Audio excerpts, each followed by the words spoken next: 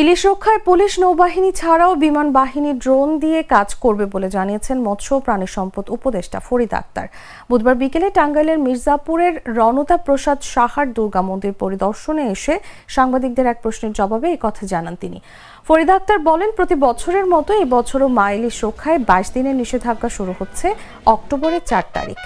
আমরা গত বছর যে উদ্যোগ নিয়েছিলাম তাতে সফলতা এসেছিল। এতে করে 52.5% মা ইলিশ রক্ষা হয়েছিল।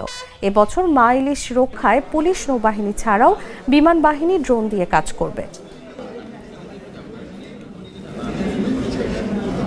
প্রতি বছরের মতো মা ইলিশ সংরক্ষণ যে 22 দিনের নিষেধাজ্ঞার সময়টা শুরু হচ্ছে 4 তারিখ, অক্টোবরের 4 তারিখ থেকে 24 পর্যন্ত।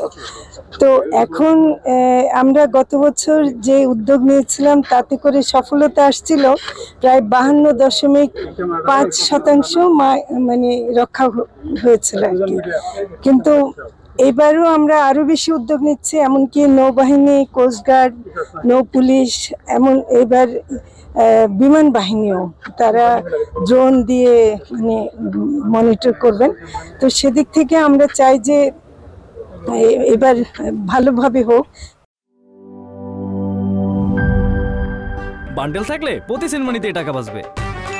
বিকাশ সেনমানি বান্ডেল কিনে জিতুন প্রতি লেনদেনে।